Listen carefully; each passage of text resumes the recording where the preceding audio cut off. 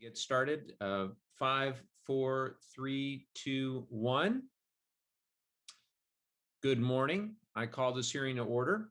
I request unanimous consent that the chair is authorized to declare recess at any time.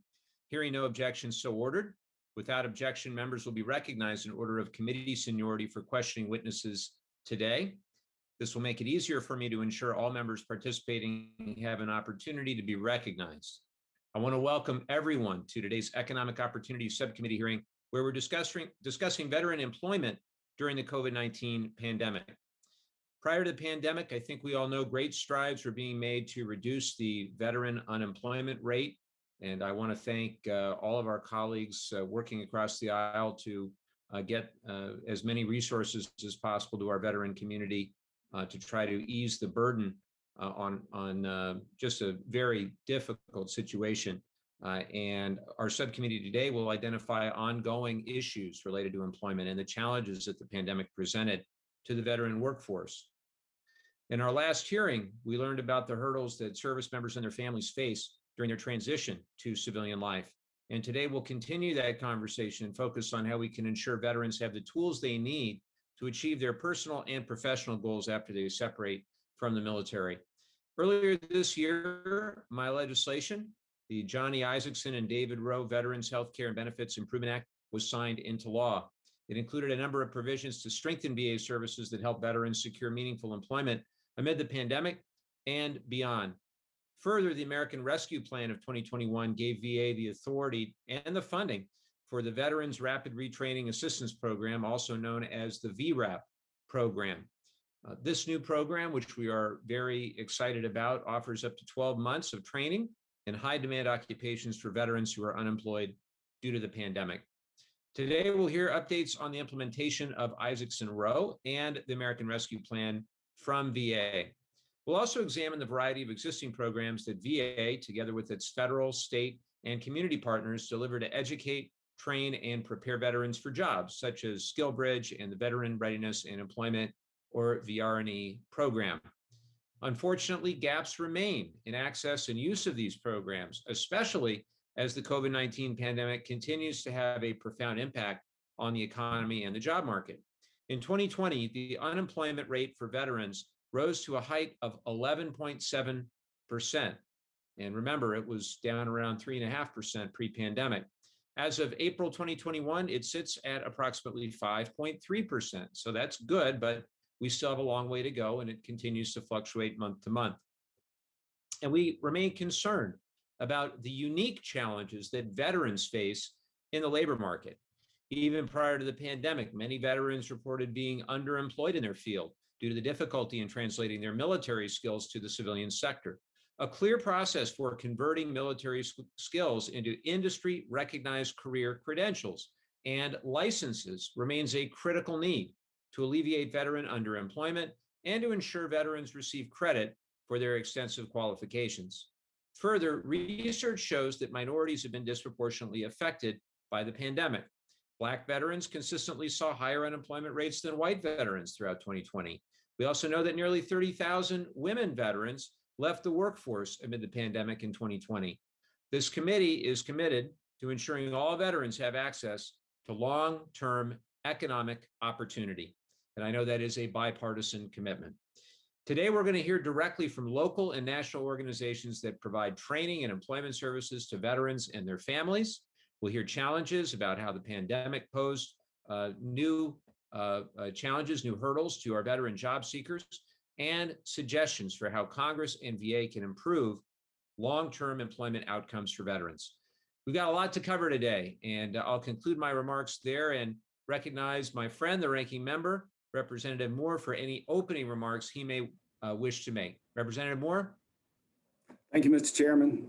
I thank you for holding this oversight hearing and our witnesses for being here today to testify on the ways COVID-19 pandemic has impacted the veteran workforce. As we all know, COVID-19 pandemic has had a significant impact on the U.S. economy over the past year and a half.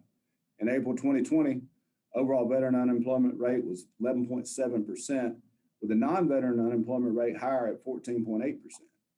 In April 2021, the Brookings Institute released a concerning statistic that 1/3 of the jobs lost during COVID-19 pandemic will be lost permanently and that those employees will not return to their previous place of employment.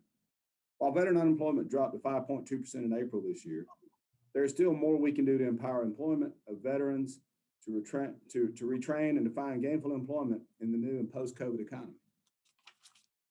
I want to commend the Ranking Member Boss and this committee for passing the Veteran Rapid Retraining Assistance Program, or VRAP, which will enable eligible veterans who are unemployed due to the COVID-19 to retrain for placement in the high demand jobs.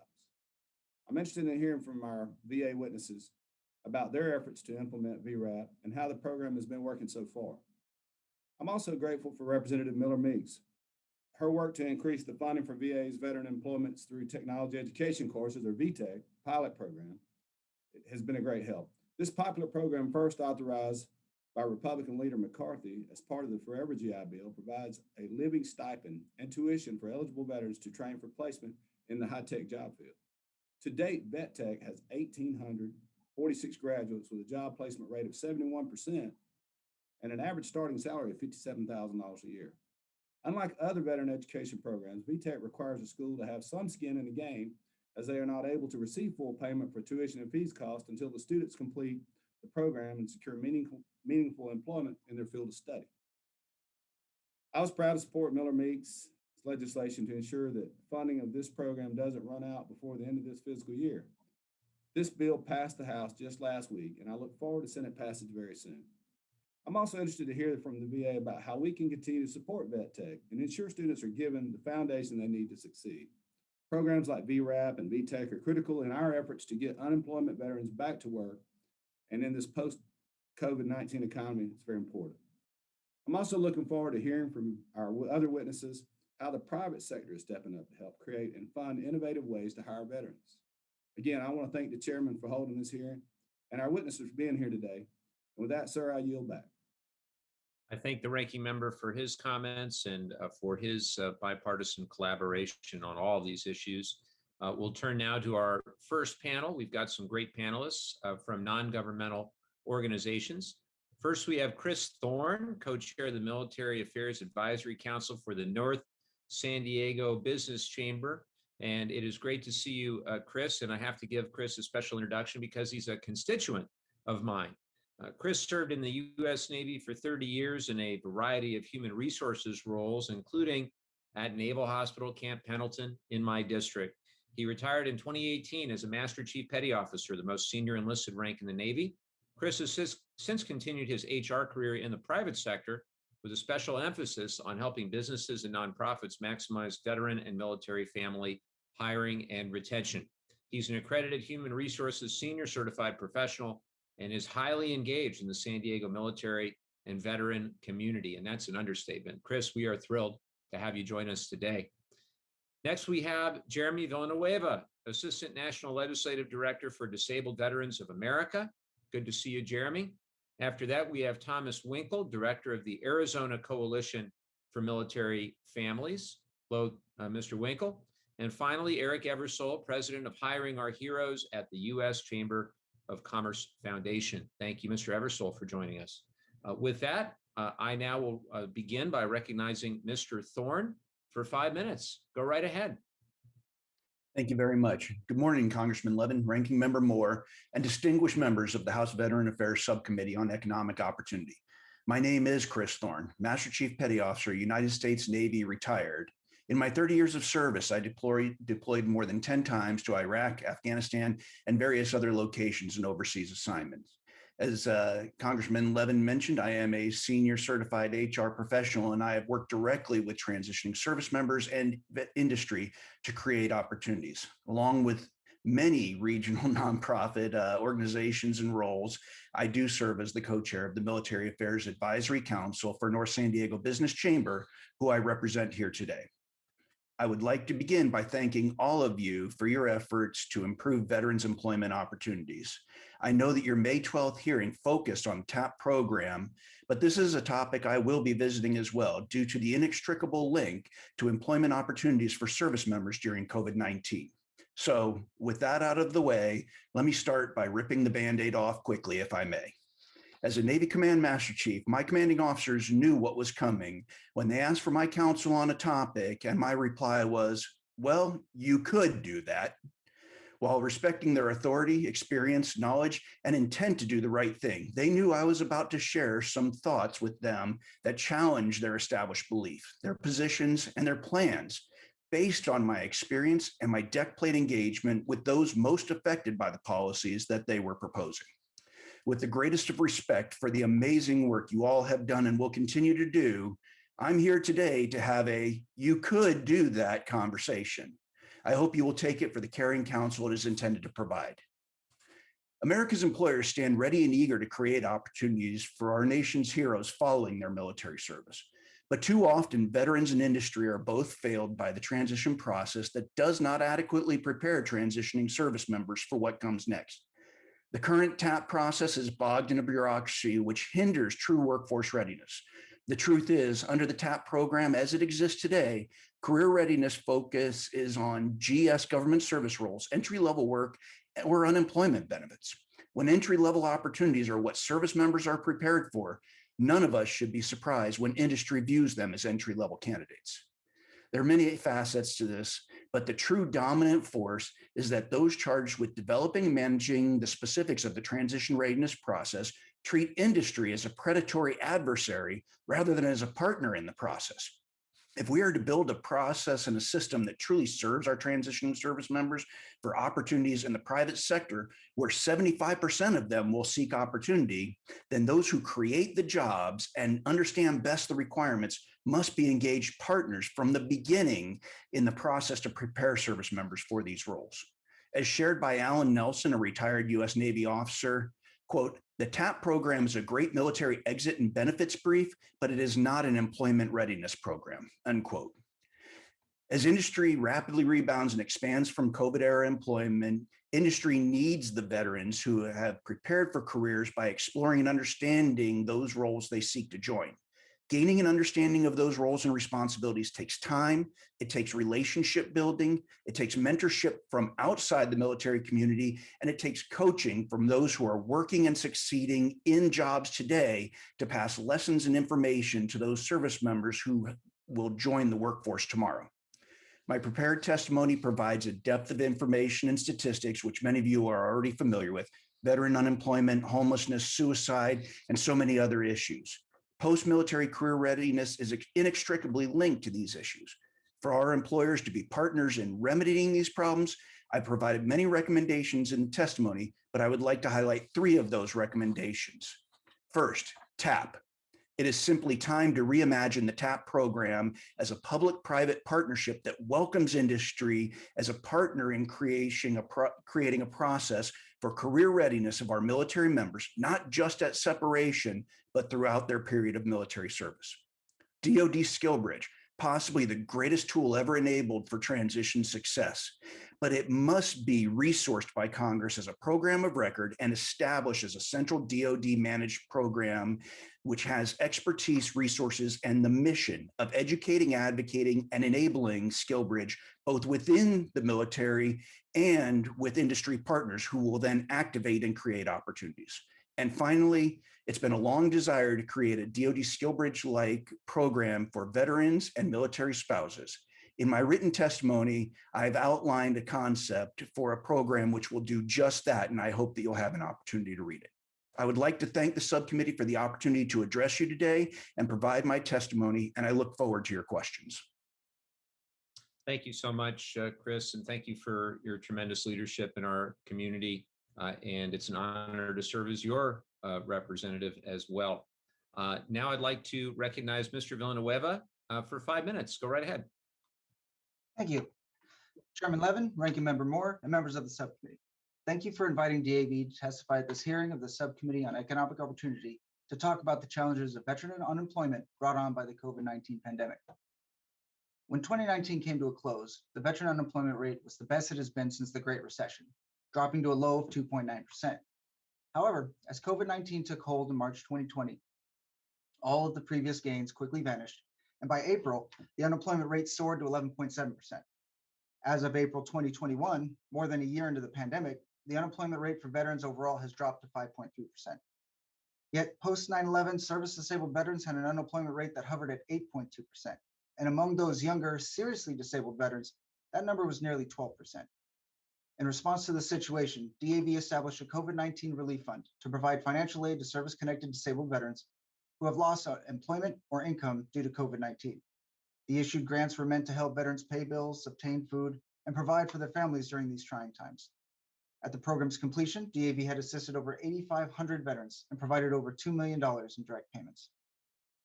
DAV also understood that helping veterans connect with employers during this time was of utmost import. In March of 2020, we quickly pivoted our in-person job fairs to a full schedule of virtual events and hosted 92 job fairs with 63 held entirely online. The total attendees for these events was over 32,000, with almost 6,000 job offers extended to participants.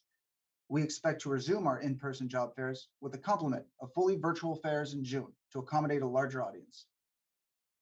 Mr. Chairman, many veterans who are out of work and looking to find a means of supporting themselves and their families fall into a group that has either lost or used their eligibility for educational and employment programs through the VA. For these veterans, there are a few options available. At the beginning of the pandemic, Congress reacted swiftly to address issues that veterans were facing, and DAV strongly supported the creation of the Veteran Rapid Retraining Assistance Program. However, this program only started accepting applications in May, almost 14 months into the pandemic, and initial reports show a high demand with over 3,600 applications being submitted this month. We fear that the resources available will quickly be exhausted and veterans will be made to wait while an expansion of the program is passed into law.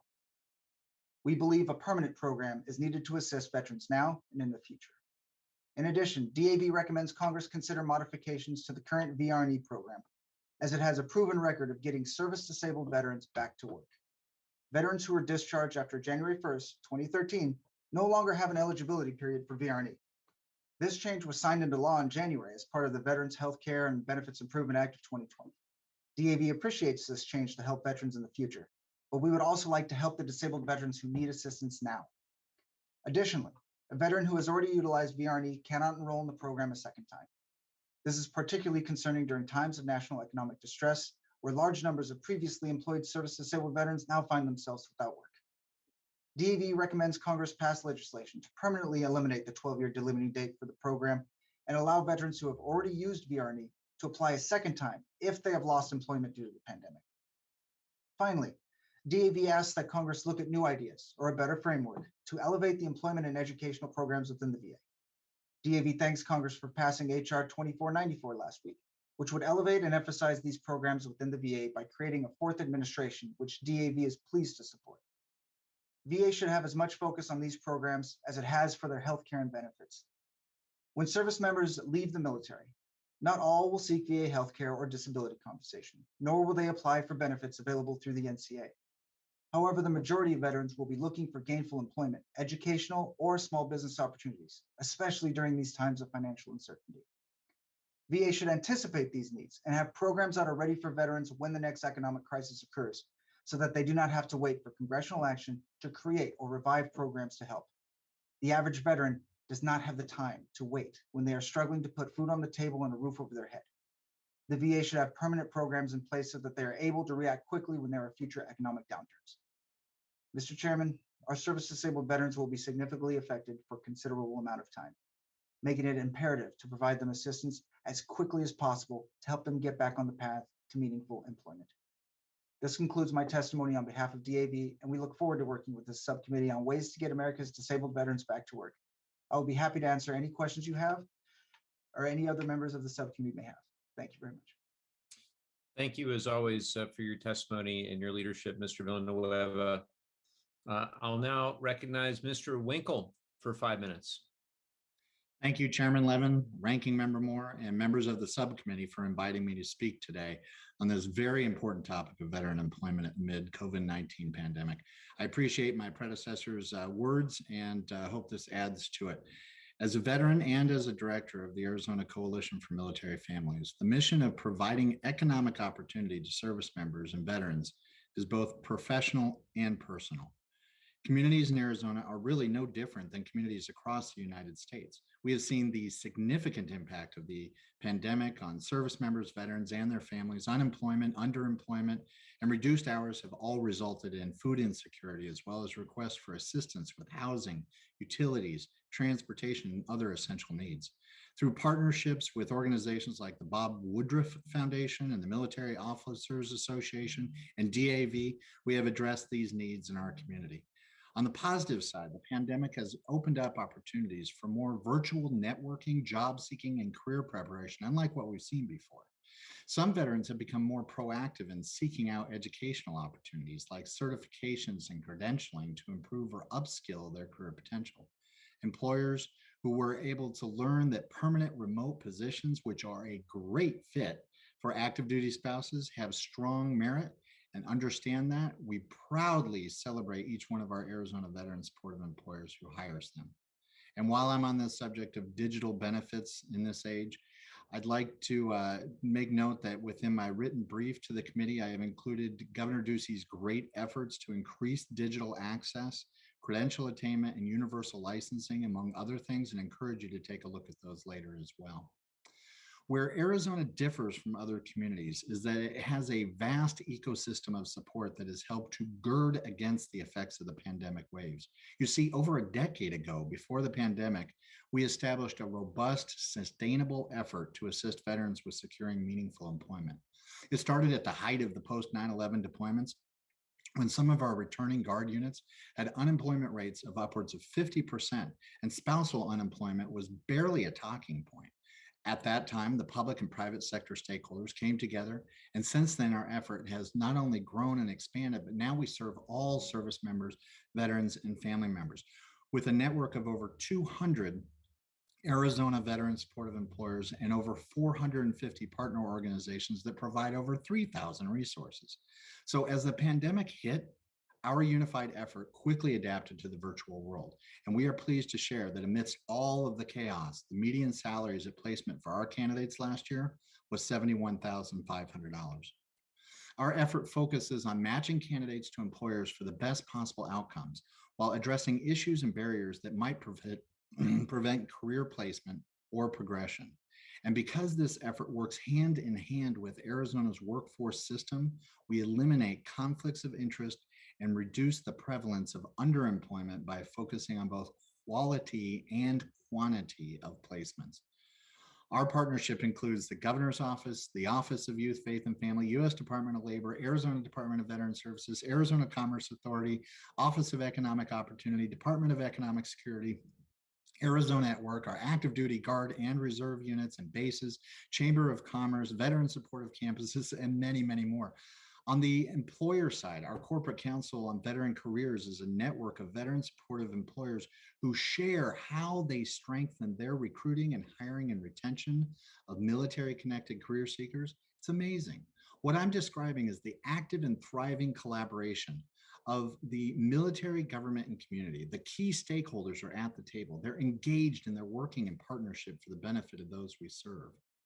We have a data-driven, human-centered approach to advancing economic opportunity, which is all a part of our Be Connected ecosystem of support that addresses the needs of the entire military, veteran, and family population across all of the social determinants of health. This robust system was made possible by the Clay Hunt Act, Be Connected leadership, including Director Wanda Wright, and the U.S. Department of Veteran Affairs, and the advocacy of the late great Senator John McCain and Senator Sinema. Arizona's collective will to work together across sectors and systems for the good of those who've served has had a very positive effect on our workforce during this troublesome time. We hope that there will continue to be support for comprehensive programs that address the workforce with end-to-end innovative cross-sector solutions that address not only the workforce needs, but all of the social determinants of health that impact the well-being of our military, veteran, and family population from a proactive upstream approach. Thank you for your time today. Thank you, Mr. Winkle, and thanks for all your great work in the great state of Arizona and beyond. I now recognize Mr. Eversole for 5 minutes. Thank you, Chairman Levin, Ranking Member Moore, and distinguished members of this subcommittee. My name is Eric Eversole. I am the president of Hiring Our Heroes and a vice president at the U.S. Chamber of Commerce. We're honored to address this subcommittee and its important work and discuss COVID-19 and the economic challenges that it created for our transitioning service members, veterans, and military spouses. I'm a retired Navy captain, so I've been on the other side of a command master chief's advice that I could do something that way. So I'm going to avoid that today, or do my best to avoid that, and really focus on some key topic areas that we think are going to move the needle as we move forward. From a COVID perspective, COVID had a significant impact on all Americans, and there's no doubt about that. We like to say that COVID created rocks, and we're putting rocks in Americans' rucksacks. But we also know that there were certain populations in the American community that bore a greater burden, that had more rocks in their rucksack, and that was certainly the case for a lot of our transitioning service members, veterans, and military spouses. Our military spouse community, especially with 38% unemployment, bore the brunt of COVID-19. As we think about solution sets for these populations that struggled, and really for all of our transitioning service members, veterans, and military spouses, we really like to get back to the basics, to the blocking and tackling, to really understand some of the challenges that our service members and their families face when they're looking for economic opportunity.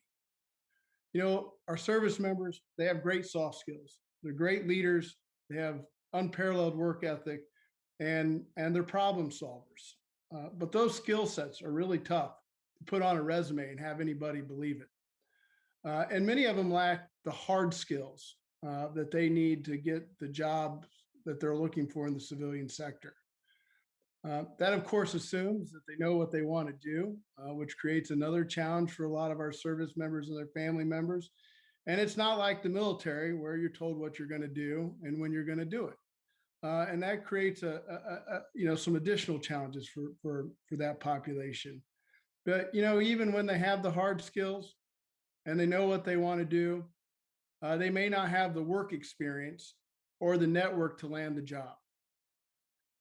And these challenges are really magnified for our military spouse community when you throw in multiple moves, significant gaps in their work history, and the lack of a local professional network.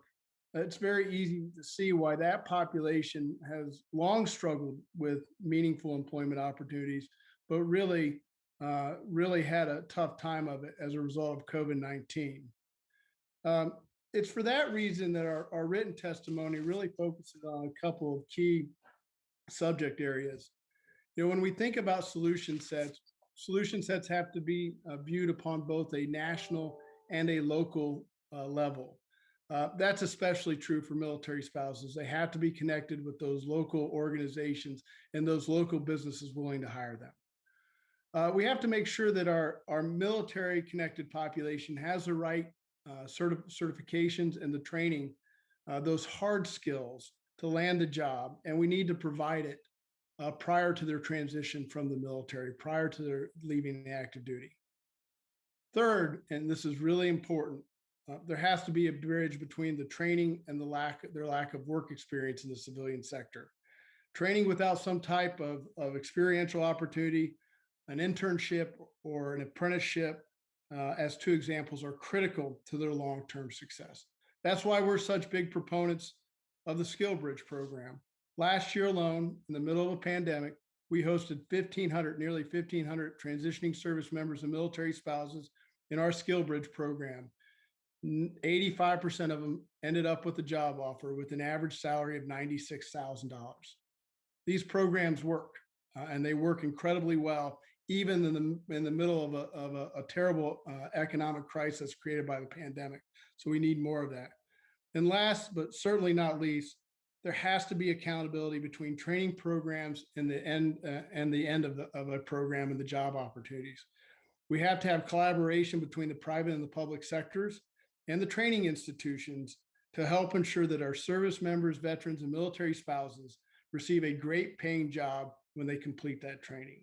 There has to be accountability. With that, let me thank you again for the opportunity to discuss this important issue, and I look forward to your questions. Thank you. Thank you so much, Mr. Eversole. And with that, I recognize myself for 5 minutes to begin the question portion of the hearing.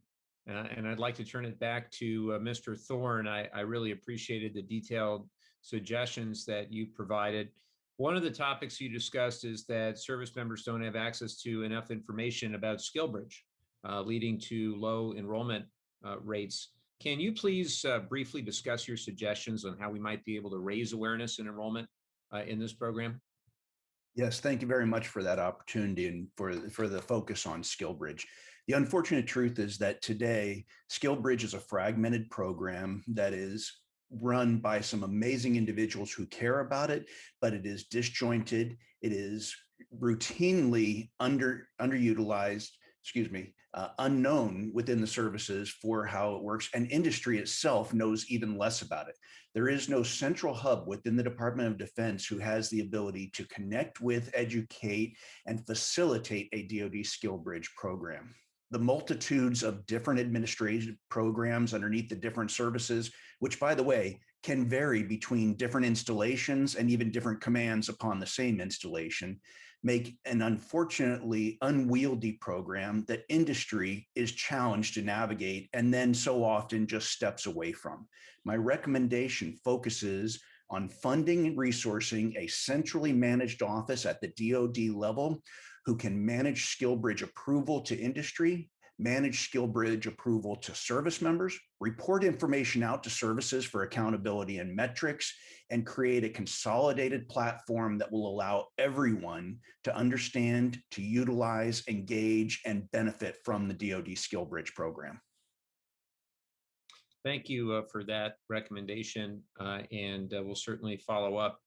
You also mentioned the high number of homeless veterans that live in California and the desire in industry to help serve that population. That's certainly a top priority of mine as well. And I was glad to pass legislation in the last Congress to expand HUD-BASH to OTH discharges and also to provide VA homeless programs with more flexibility.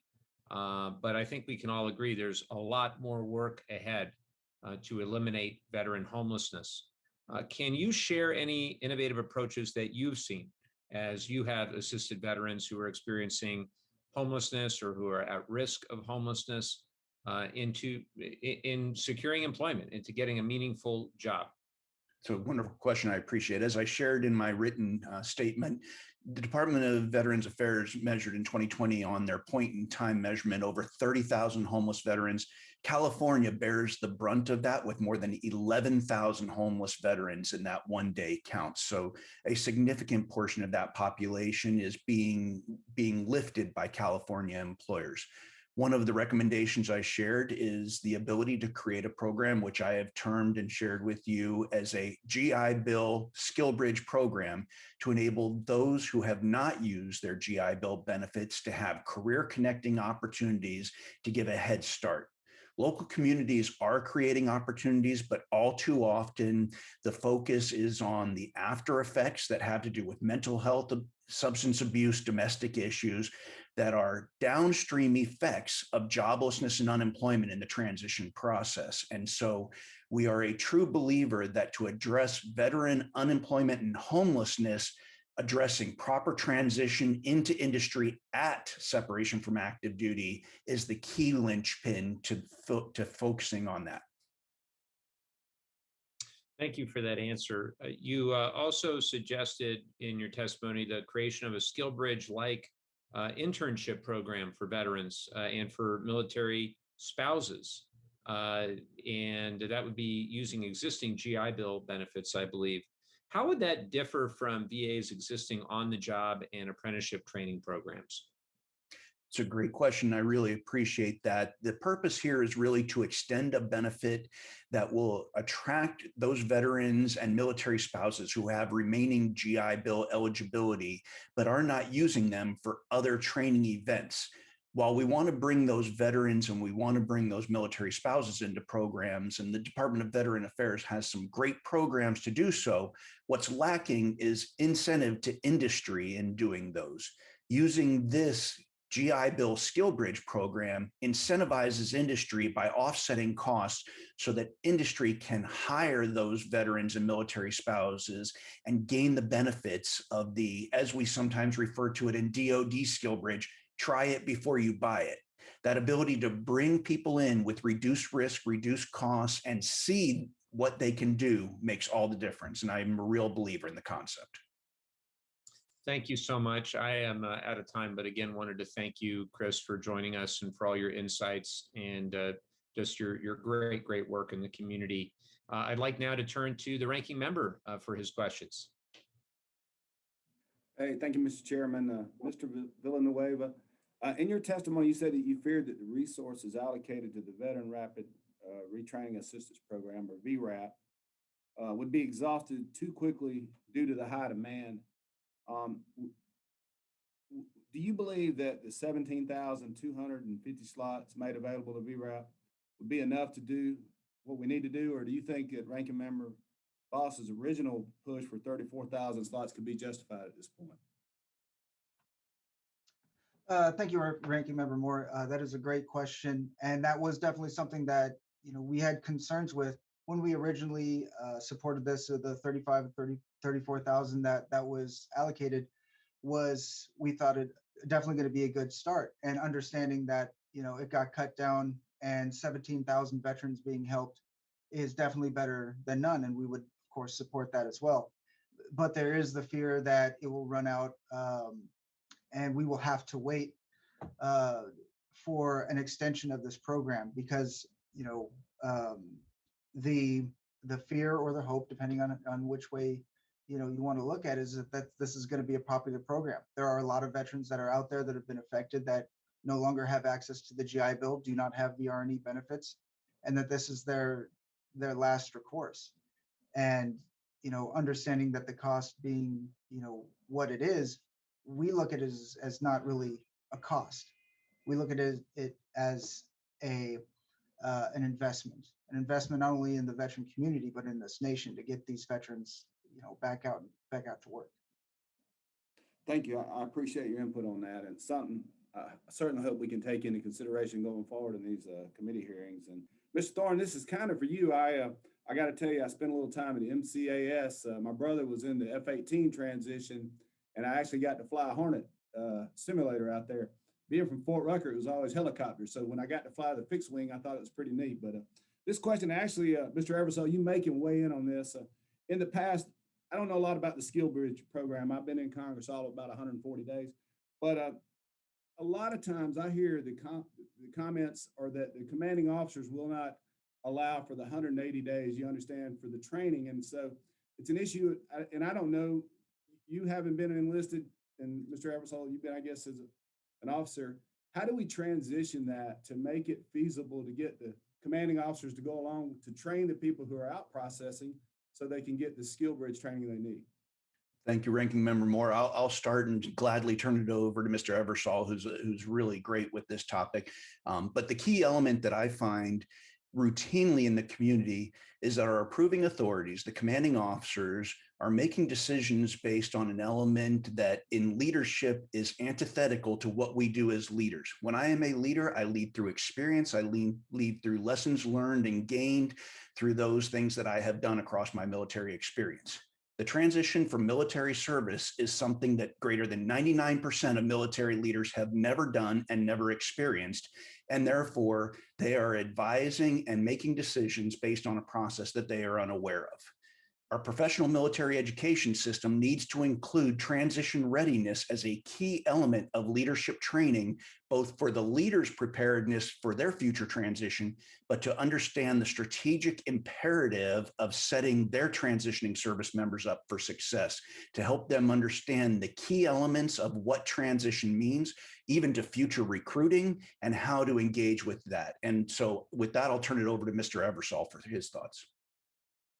Well, I really appreciate the question, and I'll boil down Skillbridge, I think, down to some basic terms. And Skillbridge either helps people upskill or reskill, or provides them an internship. And we think about the way that most Americans get jobs, most young Americans, it's based on networks and it's based on internships. I mean, you have a whole staff of interns, and that's how they get their jobs. For service members, that internship, that upskilling and reskilling that addresses some of the hard skills is absolutely essential to their long-term success. It's that bridge. And so it's really important that we get this right. I think at the end of the day, with commands, there is a tug and pull, having been in this position between end strength and how do we do what we're required to do from a national security perspective, but also take care of our service members on their way out. But I do think it's a national imperative that we get this right, because how we take care of people on the way out is about how we're going to recruit them in the future. So, we got to get it right. Thank you. Mr. Chairman, I'm out of time, but thank you both for your answer. I appreciate it.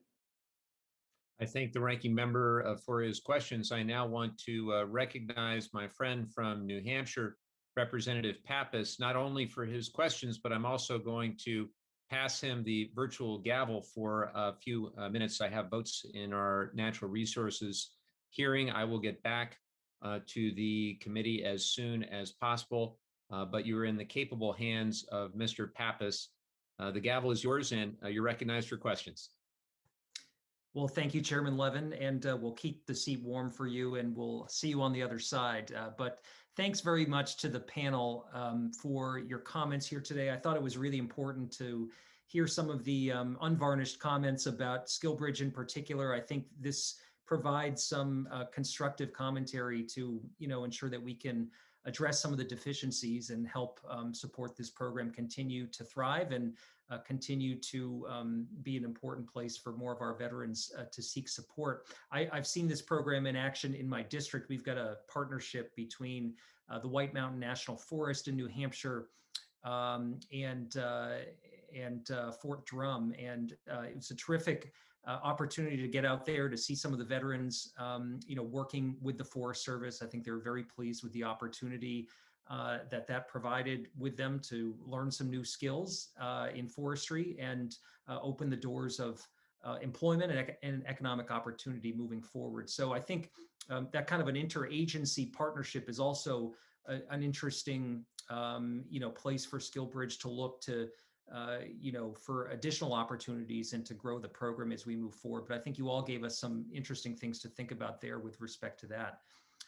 Maybe I could turn to Mr. Villanueva. I thank you for your comments as well and for what DAV has been doing throughout this pandemic. I thought it was great that you mentioned the job fairs that you all are putting together, and you've got a virtual one coming up in June. The fact that 32,000 veterans were able to attend these job fairs and get connected to employment is really terrific, both because we know we need to support our veterans as they get out into the workforce and help highlight the skills that they have. But also, this is an important time to support our employers. When I talk to businesses in my district, I'm in a state with a 2.8% unemployment rate right now. They are really hungry for workers. And so whatever we can do to help support your efforts moving forward with these job fairs, please let us know. I think one of the other issues that was raised that is important to highlight is the issue of housing insecurity and homelessness. We know that one estimate said there are 37,000 homeless veterans now. That number has bounced around a lot over the last few years. But this is really a barrier to employment, and for folks to be able to develop the networks, to pursue a job hunt, and to be able to give an equal consideration to employers. So I'm just wondering, Mr. Villanueva, if you could address the issue of homelessness and what you have seen, what kind of role you've seen that play as veterans look for gainful employment. Thank you for the question. That's actually a really good question. And there has to be, first and foremost, there has to be, kudos given to, the VA and, HUD and the HUD VASH program and everything that they've been doing, and really making a huge dent in what was, just almost an uncontrolled, problem amongst veterans. But there is still work to be done. And you're 100% correct that, a lot of times you can't apply for a job if you don't have, a driver's license that has a steady address on it, or someplace to send a resume to, and as much as, people are forgiving and caring people, they're also realists. And when they come in and leave a lot of that application blank, it's not going to turn out well. So of course, DAV has been working, with some of our other VSO partners, to try to, highlight what the homelessness problem is. But yeah, there's definitely work left to be done. Well, thanks for your thoughts there. And Representative Mann and I were pushing legislation that passed the House last week that addresses a piece of this issue, reauthorizing a program to ensure that VA can offer homes that might have been foreclosed on to veterans as one way of increasing the stock of available affordable housing to veterans. We know that is so important. So thank you for your thoughts there. With that, I'll turn it over to the next member for questioning, and that's Representative Cawthorne.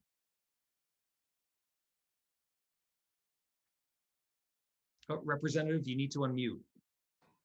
There we go. Thank you very much, sir. Mr. Eversole, in your testimony, you state that the Chambers has a fellowship program called the Corporate Fellowship Program, or CFP, for transitioning service members, which is part of the DoD Skillbridge program.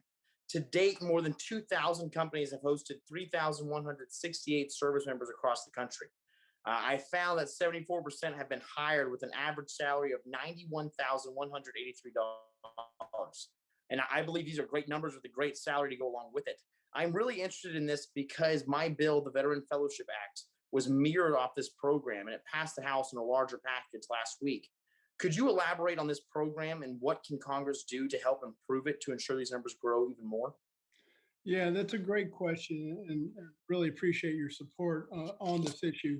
The Corporate Fellowship Program is our Skillbridge program, and it does provide our service members, as well as military spouses, by the way, with a 12-week internship with a company that's willing to give them a chance to really kick the tires, try it before they buy it. And at the end of the day, it really addresses, I think, some of the challenges that a lot of companies have, which is these soft skills that service members definitely have. How are they going to translate into their business? And that's the same question, again, we have with college kids. You have a great degree, you're coming out of college, you did well in school, but are you going to be a good fit? And are you going to get the job done? And I think service members face some of those challenges as well. An internship allows the companies to get in there and evaluate talent and basically hire it based on what they're able to evaluate instead of a piece of paper. And when companies can do that, you right size the job opportunity, you address underemployment, and you make sure that they're getting paid what they're worth. What value are they going to bring to a company? So, I think from a larger perspective, how we address this and how we get this right. End strength is an issue. We got to figure out end strength so that commanders feel like they can let folks go without impacting their mission. Consistency across the application. I'm going to say this. I'm a Navy guy. The Army's leading the charge on this. The Army's done incredible work to make sure that it's going across the bases in a pretty consistent manner. Kudos to them. The Marine Corps does well. So we need some consistency. And I think if you can get those basic things, companies want to hire these folks. They'll bring them into the internships. But I do appreciate the Command Master Chief's comments about making sure that veterans can use their GI Bill benefits to take these experiential opportunities as well, making sure military spouses have the resources. Because if you do these things, with the results, and I'll tell you, last year, 85% was our offer rate last year alone in the middle of the pandemic, and 96,000. So it only gets better. I mean, that's the good news here. Well, that's excellent, Mr. Eversole. Thank you very much for those comments, and I genuinely agree with everything that you said. Mr. Chairman, with that, I'll yield back. Thank you, Representative Cawthorne. I don't know if any members have any additional questions. Ranking Member Moore, did you have anything else before we dismiss the first panel? No, thank you, Mr. Chairman. I appreciate it. Well, great. Well, I want to thank all of our witnesses for sharing your thoughts here today. I know many of you are regulars with this subcommittee, and we just appreciate the collaboration and all the hard work you put into your efforts, and we look forward to connecting with you again soon. So thank you all so much. So with that, we will call up the second panel, and I'll just wait a few moments for folks to turn their cameras on and cycle into the meeting. Well, it looks like I see our VA witnesses. Thank you very much for joining us. I want to introduce our next panel.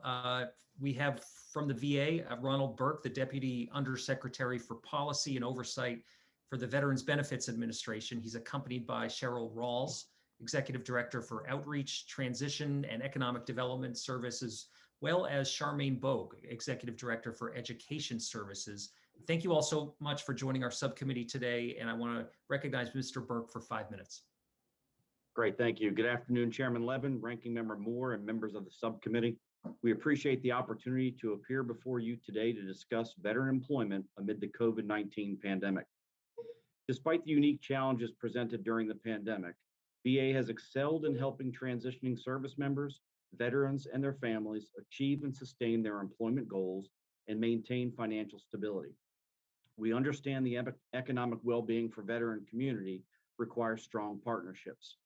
To that end, I want to highlight the ongoing value of our partnership with the Department of Labor and their Veterans Employment and Training Service. Our ongoing collaboration through TAP and post-TAP employment efforts results in stronger employment outcomes for veterans than we could achieve separately. VBA has expedited modernization efforts by quickly pivoting to a virtual environment to ensure there was no degradation of service during the pandemic. We remained focused on providing outreach, employment, and education resources during this unprecedented time. In the outreach, transition, and economic development space, VBA conducted more than 2,900 virtual outreach events between March 2020 and December 2020, reaching more than 173,000 veterans, and another 1,000 events in Q1 of FY21, reaching more than 108,000 veterans. VA launched economic development initiatives which connect transitioning service members, newly separated veterans, and military spouses with local and national stakeholders to address geographic, specific socioeconomic challenges. Since the inception, these initiatives have assisted in hiring more than 500 transitioning service members, veterans, and family members using special hiring authorities. VBA has held virtual EDIs during the COVID-19 pandemic in the Houston, San Antonio area and Jacksonville, North Carolina, and plans to attend several more, including Arizona and in Maryland. In support of EDI in November of 2020, VA also solidified its longstanding partnership with the U.S. Chamber of Commerce, hiring our heroes to increase employment opportunities for transitioning service members, veterans, and their families. On January 4th of this year, VA launched the rebranded Chapter 36 program, now known as Personalized Career Planning and Guidance. PCPG provides beneficiaries with enhanced career counseling, assessment, education planning, and guidance resources to achieve personal career and education goals. Due to COVID-19, PCPG approved the use of telecounseling by contractors, which allows for continuation of services and expansion to overseas beneficiaries. VA Skillbridge, which is executed in partnership with DoD, successfully launched in February of 2020 to support service members entering new careers. VA Skillbridge is the organizing umbrella for programs across VA designed to provide transitioning service members with employment training, internships, and apprenticeship opportunities during their last 180 days of service. As of May 11, 2021, VA has 16 organizations either established or interested in establishing a VA Skillbridge program. In our education space, the Vet Tech Pilot Program continues to be an exceedingly popular training option, with veterans seeking to expand or enhance their career prospects in high-demand employment areas. Due to its continued popularity, VA has already obligated approximately $29 million of the $45 million authorized for fiscal year 2021. As of May 14th, VA has received more than 13,000 new applications for vet tech benefits and almost 3,000 students enrolled. In March 2021, VA partnered with the Department of Labor to identify the list of high-demand occupations for implementing VRAP. This partnership allowed VA to successfully launch VRAP on May 3rd, 2021. As of May 12th, VA has received approximately 3,500 applications for this new retraining program, and more than 260 training providers have been approved. Passage of the Thrive Act will make this program even more successful and reach even more veterans. In our veteran readiness and employment space, we assist eligible veterans and service members with preparing for, obtaining, and maintaining suitable employment. Since March of 2020, VRNE Service has shared more than 1,250 job leads and events with VRNE field staff. This has contributed to over 9,500 employment rehabilitations in FY20 and more than 6,400 already in FY21. VRNE Service has created several memorandums of understanding focused on non-paid work experience to further assist VRNE veterans towards employment opportunities, having developed 688 non-paid work experience opportunities in FY20 and more than 320 so far in FY21. VA appreciates the efforts of the administration and Congress to ensure that veterans and their families have strong economic outcomes. This concludes my testimony. My colleagues and I are prepared and look forward to answering any questions that you may have.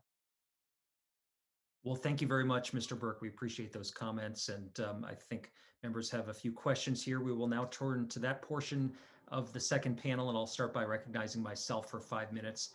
You know, I think we can measure progress as we take a look at this pandemic in a lot of different ways. Certainly, we have seen some good, steady progress with vaccinations at VA in terms of the health impacts of this. But we know that the economic impacts of the pandemic are going to be with us for some time. And what we saw last month was a veteran unemployment rate that ticked up from 4.6 to 5.3%. So even before the pandemic, we know that research told us that due to the difficulty of the transition process and translating military skills to civilian jobs, veteran underemployment outpaced that of non-veterans. And so I'm concerned about the recent rise in the veteran unemployment rate, what that says about transitioning at this tough time, and what opportunities are out there for veterans. So I'm wondering if you could provide some comment about sort of this pandemic era economic crisis that many are living through, how this has impacted our veterans, and what extra attention we might be needing to pay to those who are underemployed today. Yes, sir. Thank you for your interest in this very important matter. A couple of things. It's important to stress that VA has a lot of programs that are all cobbled together to ensure that we are addressing economic opportunities and employment opportunities. I pointed out in my commentary the success of the Vet Tech program. I will tell you that we are on pace to exhaust the funding by July. And so additional funding for Vet Tech is an area that we are seriously wanting continued support in. Passage of the Thrive Act, which would open up these opportunities to not only more veterans, but also to our partners in the educational sector. We have continued during the COVID pandemic to increase our presence in the employment space. One of the areas that I'd like to comment on is the slew of memorandums of understanding that we've engaged in through our VRNE program. We now have MOUs with the Department of Transportation, Homeland Security, National Park Service, Centers for Disease Control, Department of Agriculture, and through the combination of VRNE, our education, our outreach, our TAP programs, we are trying to tamp down the veteran unemployment to the best of our ability. Well, thanks very much. And I appreciate some of those comments about, additional funding and programs that we can support to help in that regard. Maybe I could ask about the Skillbridge program. And I don't know if you heard some of the comments from the last panel, but there is significant support for Skillbridge. I think people, in concept know that this can continue to be a very successful program. But some of the comments we heard included that it's unknown to many in industry and private employers, that it's disjointed, and that it must be resourced as a program of record to build stronger connections with the private sector in particular. I don't know if you have thoughts about some of what was said on the last panel about Skillbridge, and what focus we might have to improve that program. Yes, sir. Thank you. VA does support the Skillbridge program. We took on the Skillbridge program in February of 2020.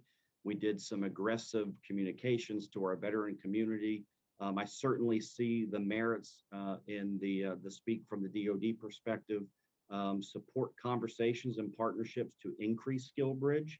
And it certainly, as I said, is a program that VA supports and believes with additional outreach and communication and partnerships that it can expand beyond its current level of success. Well, I appreciate that commitment, and I think everyone on this committee would look to work with VA to see that that is the case and that that continues to progress in the right direction. Well, I thank you for your thoughts there, and with that, I'll turn it over to Ranking Member Moore for 5 minutes. Thank you, Mr. Chairman, and thank each of the witnesses. I appreciate you being here today. Mr. Burke, I want to kind of lead off with a question for you. It says a recent Brookings Institute report found that nearly 1/3 of all the jobs lost as a result of the pandemic are going to be permanent job losses. Can you please talk more about what the VA is doing to help retrain employed or employable veterans that fall into that 1/3 of those who may be eliminated, that may lose their jobs? Yes, sir. I can say that, programs that are that we're referencing throughout today's testimony, our VRAP program, Vet Tech, things of that nature, are critical tools in addressing that percentage of the population that you're referencing. I'd also like to add in our VRE program that veterans that have been rehabilitated do have the capabilities to come back in. It's not just a one-stop opportunity, if you will. Certainly, there are certain criteria that needs to be met, but there are additional opportunities through the VRE program as well. But the combination of our outreach, some of our fiscal literacy work that's being done through our Outreach Transition Economic Development Office, VRAP, Vet Tech, and things of that nature are all designed to address not just the population you speak about, but all veterans with employment needs. I would also add, if I could, sir, the one pivotal piece in that space is one that we rebranded, and that's an opportunity to talk about the PCPG, which was in my oral statement. In fact, we assumed the program administration for this, and I've already had 4,777 applications with a 92%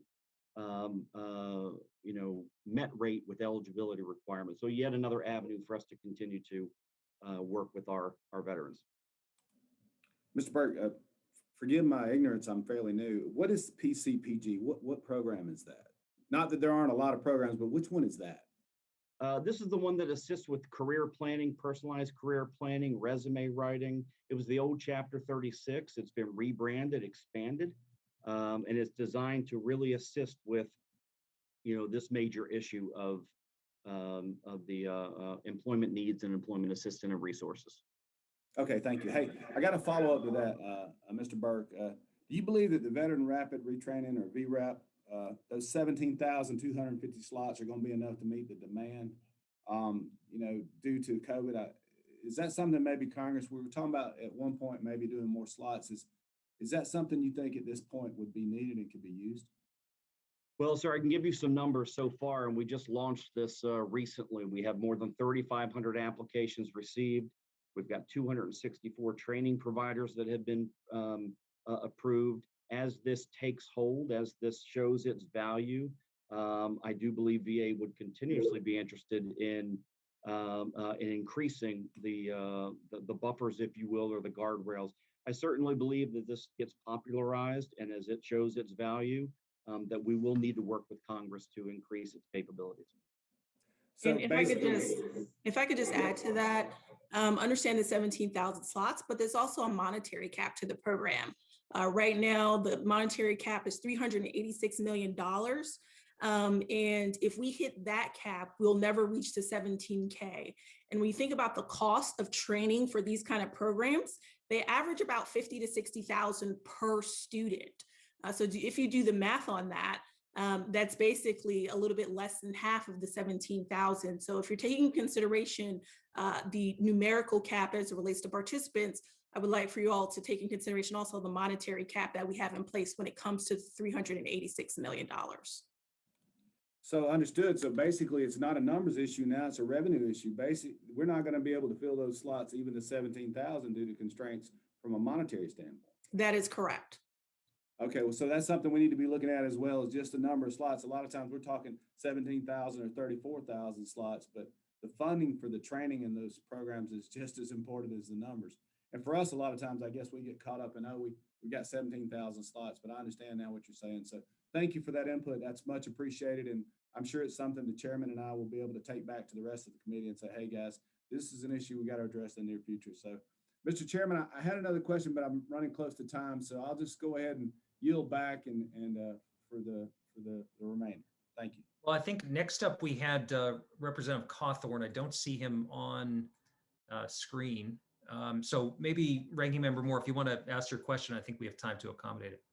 Yeah, that'd be great. It's another question, Mr. Burke, concerning revenue and funding and that sort of thing, not in the same program. So it says we recently increased the funding for the veterans, the VTech program, basically. We know what that is, right? So Yes. So $45 million for the year. We did that just last week, actually. So the House passed even greater funding for this program to allow the VA to meet the demand. Can you please talk about the value of this program and the need for increased funding and what VTech can do to get veterans back into the high technology workforce post-pandemic?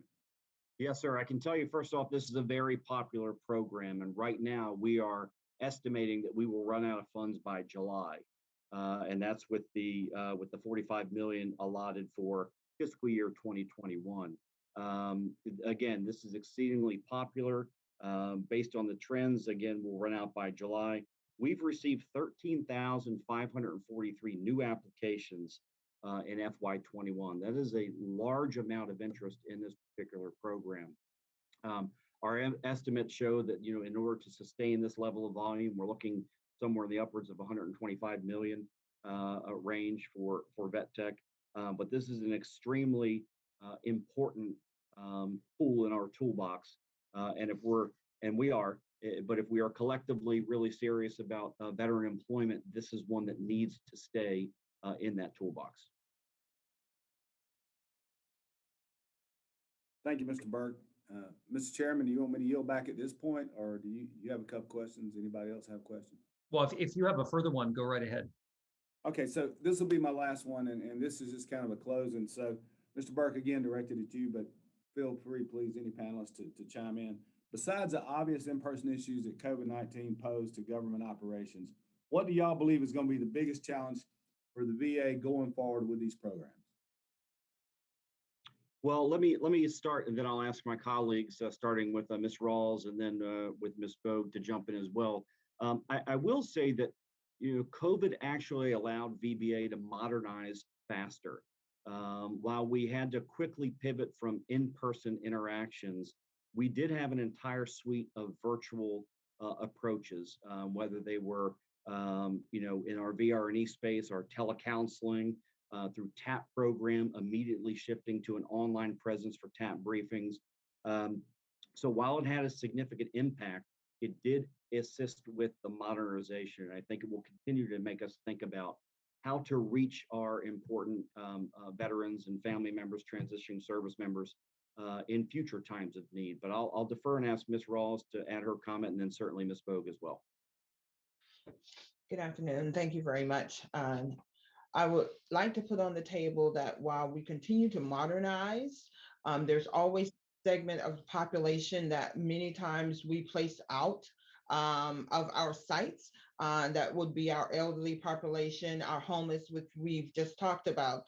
So the COVID-19 environment allowed us to really quickly pivot, but to a virtual platform where you still needed to be able to relate to these individuals. So we know that this is going to be a challenge. It has been, but it was magnified during the COVID-19. That concludes my comments. Thank you. And I'll just add, we did pivot, and that helped us to increase our outreach efforts across social media platforms because we knew we didn't have that in-person experience. And we've been able to connect with a larger audience in those particular platforms, which has created a demand in programs like Vet Tech and VRAP. And I think it's very important, as we mentioned before, that we are resourced to meet that demand for those programs, as well as keeping up with the new emerging job markets that are coming on board now post-pandemic. It's important for us to continue to evolve in that space. And the last point I'll mention is more students are now going online. We have schools that are still saying that they're going to continue in an online environment. That affects individuals' monthly housing allowance in the GI Bill space. So it's important that we monitor that very closely so we can continue to support our veterans and their family members as best as possible to financially succeed and succeed within their educational goals. Okay, thank y'all so much. I appreciate the input. And with that, Chairman, I'll yield back. Well, terrific. Maybe I could just ask one follow-up, just, given the numbers, Mr. Burke, you talked about with vet tech and the increase and needing some additional dollars to keep that program moving forward. I'm just wondering, in terms of other education and employment assistance programs, if you're seeing a similar bump and, what VA is doing to, help ensure those programs can continue as well. Yes, sir. And again, greatly appreciate this subcommittee's cooperation, assistance, and support here.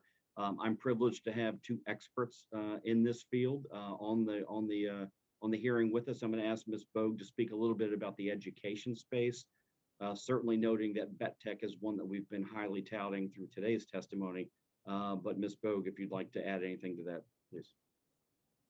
I'll just add another important component is our partnerships with the private sector. I know we mentioned the Skillbridge program and their partnerships, but VA also has partnerships with private sector.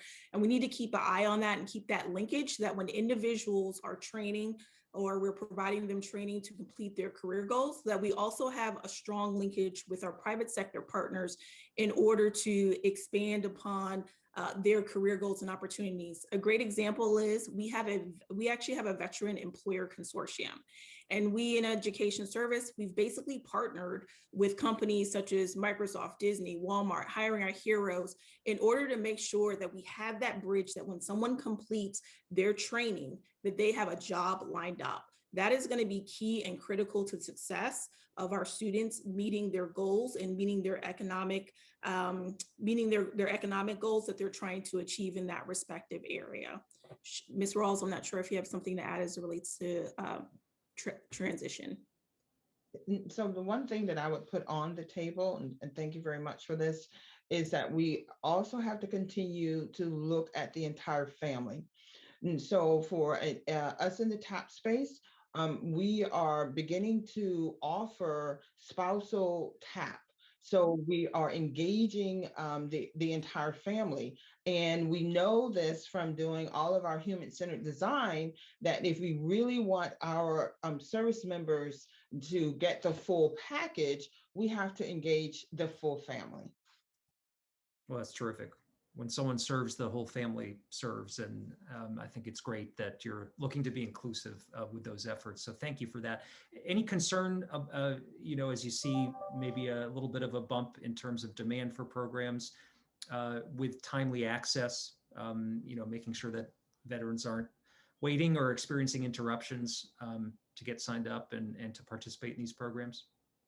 Sir, that is one thing that across all of VBA, that we continue to monitor. We're looking at the increased use of tools and technology, looking at leaning processes and things of that nature. So that is a continual focus for us. And going back to kind of your last question as well, one of the things that we highly support is the passage of the Thrive Act. That is something I think I mentioned earlier, but that's again associated with our VRAP process, and its success hinges or will be increased by the passage of that as well. Terrific. Well, thank you for your comments. Ranking Member Moore, anything before we close? No, Mr. Chairman, thank you all so much for participating, and thank you, sir, for leading. Well, great. I want to thank our panel and all of our witnesses who joined today's hearing. Members will have 5 legislative days to revise and extend their remarks and include any additional materials. So without objection, the subcommittee stands adjourned. Thanks, everyone.